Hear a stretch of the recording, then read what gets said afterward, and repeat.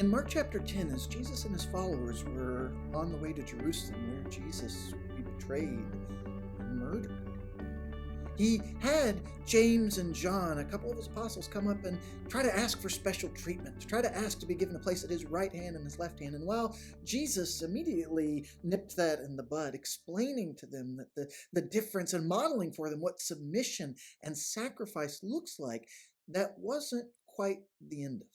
Because in Mark chapter 10, continuing with verse 41, and when the 10 heard it, they began to be indignant at James and John.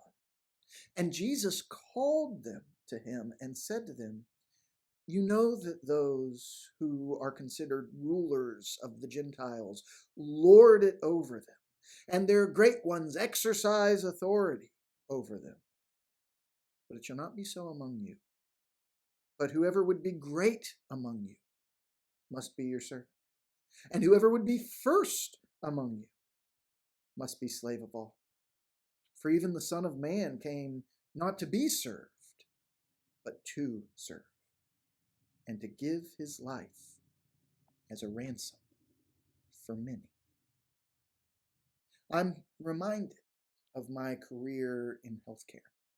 As I was first transitioning into some of my earliest roles where I'd be responsible for managing people, one of the questions that human resources would often use to screen was whether you had experiencing managing people before. And I think the thought process went that if you'd had experience being responsible for leading a team, for hiring people and doing performance reviews and doing discipline whenever there were work-related issues, that made you more qualified to lead bigger groups of people. And that's very much how the world worked. You might start with a smaller team, and once you showed you could handle that, you would be given a bigger area of responsibility with more people to oversee and a bigger budget that you had to manage. And the bigger of an area you were responsible for, the more important you were in the organization, the more likely you were to have regular face-to-face time with some of the most chief executives, and the most likely you'd be to get invited to all of the important meetings. And that's just how the world works. It's how the corporate world works. It's how we just see humanity organize itself in all different ways, shapes, or forms. So it's not a huge surprise that Jesus' 12 apostles assumed that that's how Christ's kingdom would work too.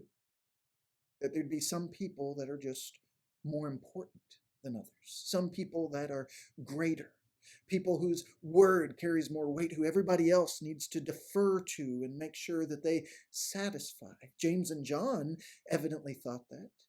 And it led to problems in their relationships with their other apostles. Not because they were like, "Oh, look how spiritually immature James and John are asking something silly like that," either. The others were indignant because they kind of wished they'd thought about it.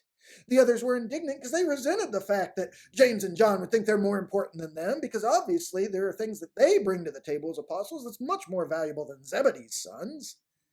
So Jesus has to call all of the apostles together and address this, because the way the world works does that to us.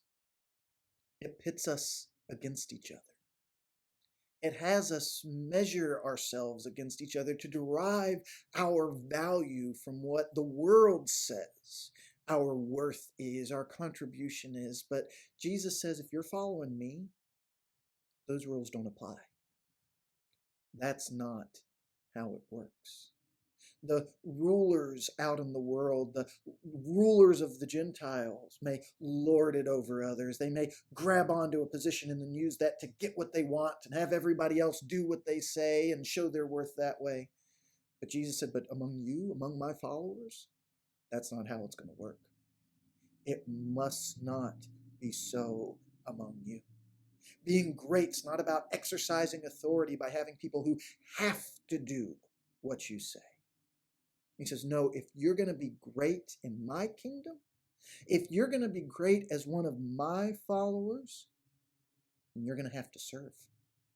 If you want to be first, you've got to be everybody else's slave.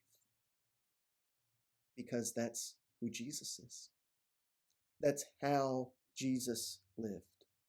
That's what Jesus came to do, to give his life for the good of others.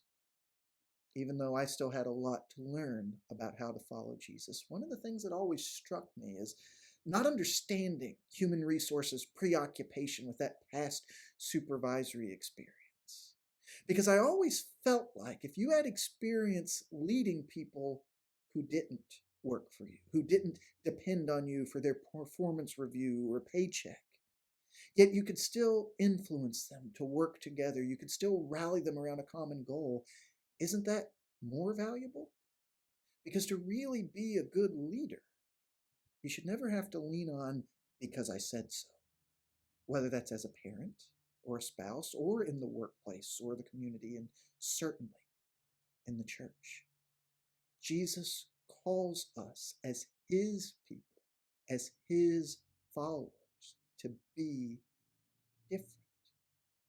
So we need to make sure that we are people who serve, that we don't come into the church, that we don't go into anywhere as Jesus' followers, as people that are just there to get, as people that are there to demand our way, to receive what we want, but that we are there to lift up everyone else, that we are there to draw everyone else closer to God, that our lives are to serve because our lives belong to Jesus. And that's who he is. And that's what he came to do. So if you belong to Jesus, if you truly want to be his follower, who are you going to serve today? That is where true greatness lies.